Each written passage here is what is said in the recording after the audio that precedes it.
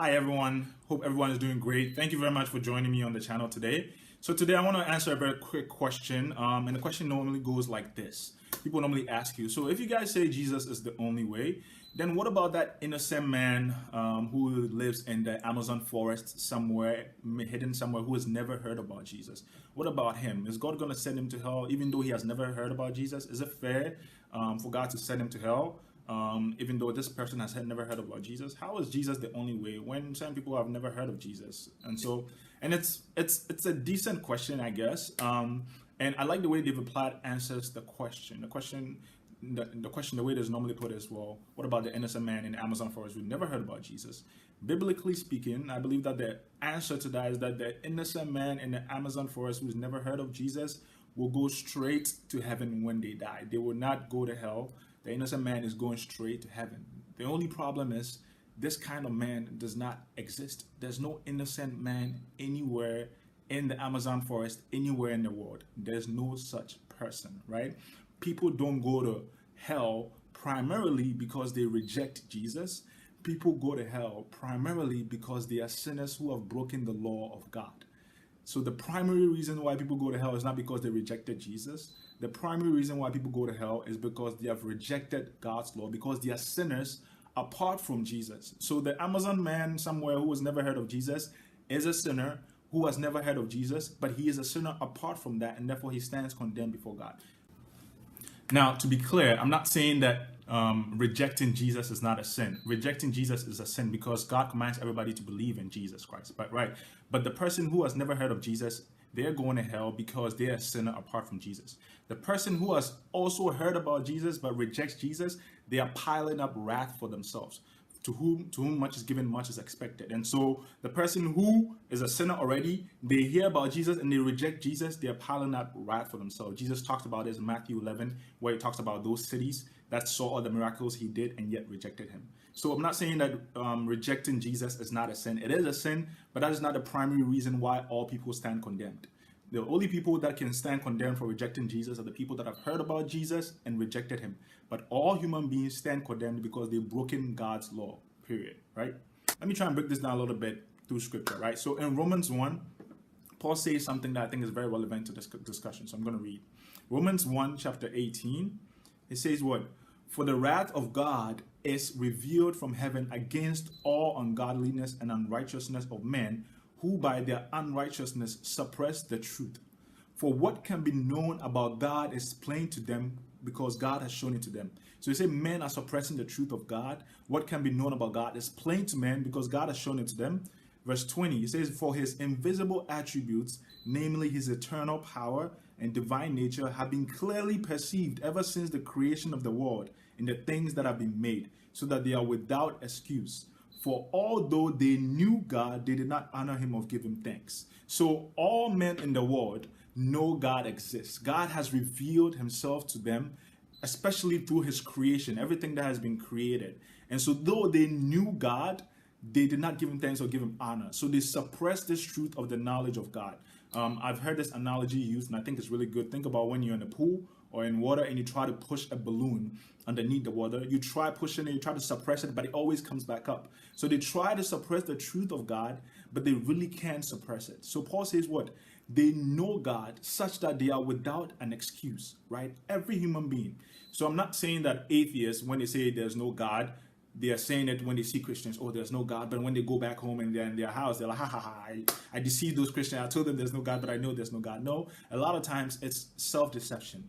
And so they will say something, but they live in such a way that they deny it themselves. Like nobody ever picks up a book, reads the book, and sees all the letters arranged in such a beautiful order that makes sense and says, this is an accident. Or nobody ever sees a beautiful work of art and says, hey, this is an accident that ever happens. Or we see how our bodies have been made and every organ in our body works together for us to function as human beings. You eat and somehow your body takes out the nutrients and pushes out the waste. Nobody looks at that and says it's an accident, but atheists look at it and like you say, it's an accident. And so in one sense, in everything else in the world, when they see something that has some kind of intelligence behind it, they know that someone made it, But when it comes to God making creation, they will rather go with an accident than admit that God made us. So Paul was saying that God's power, when you look at the skies, the ocean, you see that God exists. He made all this beauty. But because of unrighteousness, because they don't want God in your life, because they want to be their own God, they suppress this truth in unrighteousness. So everybody has a knowledge of God, right? Another example is maybe people that, because Christians, we believe that salvation is by faith, but all kinds of other religions in the world, either a combination between works, you try to do good deeds, and then if you do well, you go to heaven, or works plus faith in God. So you try and do your best and God will add the rest, right?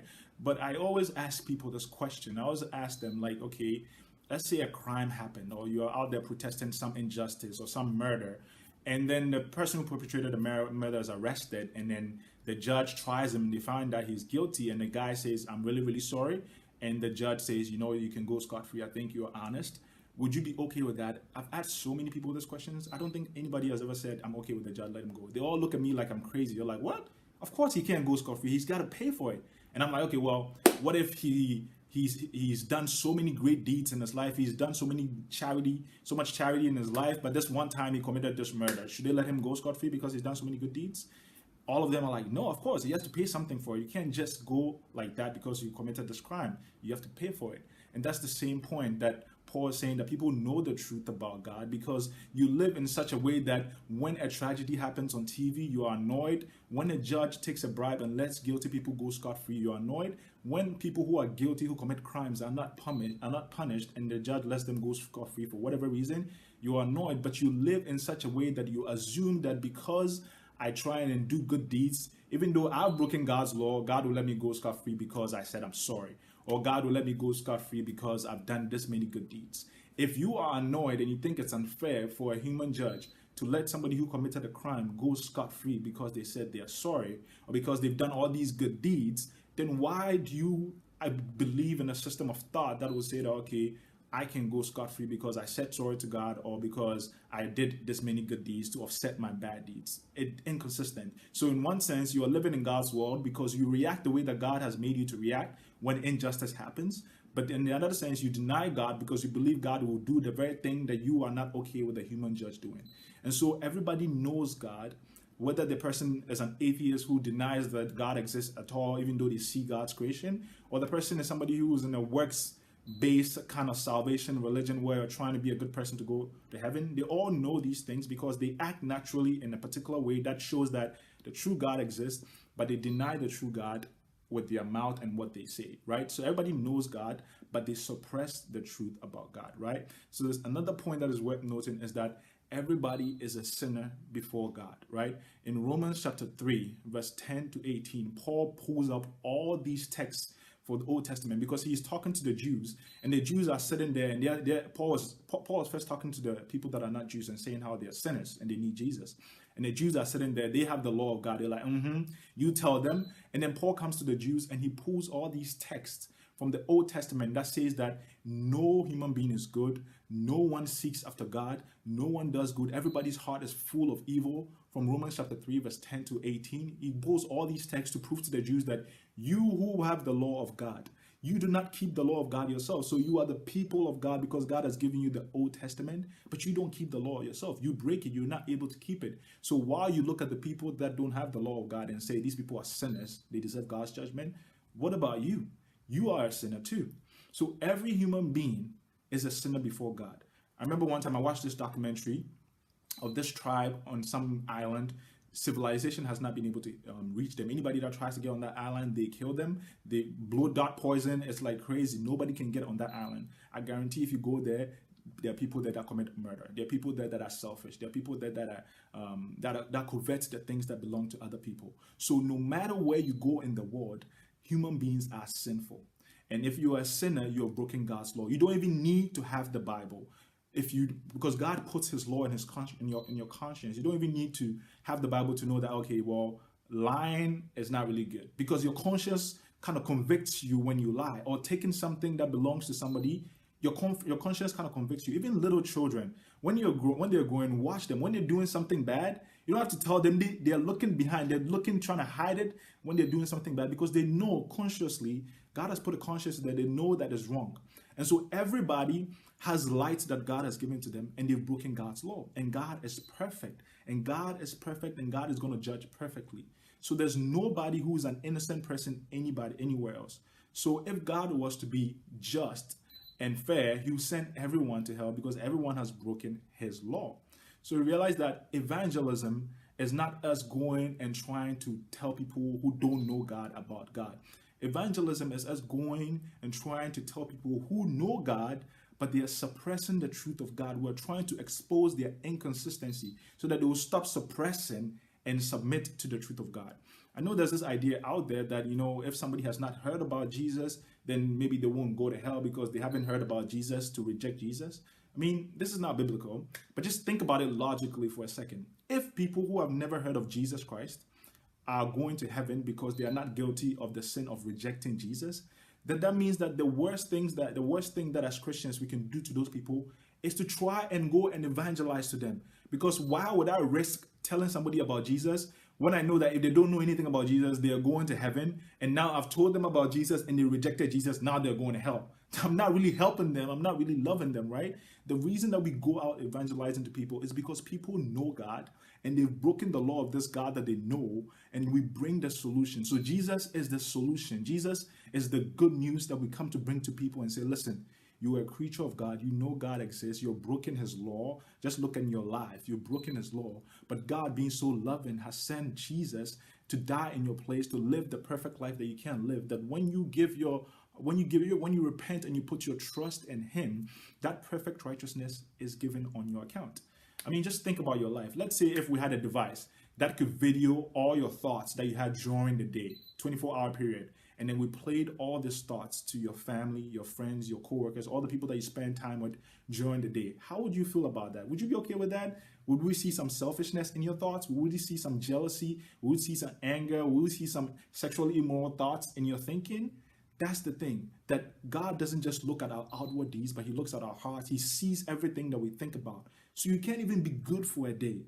You can't. And so the person who is in an Amazon jungle somewhere, I guarantee he has been selfish before. I guarantee he has coveted something that doesn't belong to him before. I guarantee he has had sexually immoral thoughts before. And God, being our creator, has the right to judge on all these things.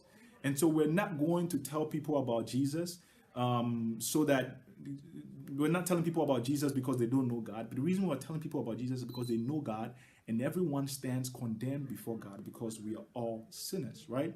And so the question that is asked like this: what about that innocent man in that Amazon forest, or there's an innocent man who's somewhere who has never heard of Jesus? Is it fair? That innocent man does not exist. Everybody, whether they've heard about Jesus or not, has broken God's law, and therefore they stand condemned before God. Everybody has a conscience and they've broken it. And so the message that we bring is the good news. And that is why we should go out and evangelize to everybody, right? I think somebody asked Charles Spurgeon, one of my favorite preachers, is that the same question: what about people who never heard the gospel? Can they be saved? And he said, what? It is more a question of we who have the good news of Christ, who don't share with other people. The bigger question is, can we be saved? If you have this great salvation and you have experienced this great salvation, can you really be saved if you're not even willing to share it to other people? That's really the question. So I just want to encourage us that even as we have come to this great salvation, let us realize that people need to hear it. And people are not ignorant of God. They know God, but they suppress the truth. The message of the gospel is what brings peace. It's what sets them free. It's what gives them life, eternal life, right? So I hope this is helpful. I'll try to do a next video about what about the people that lived before Jesus, if Jesus is the only way, right? I hope this is helpful. Hope you guys have a good weekend. Ciao. Talk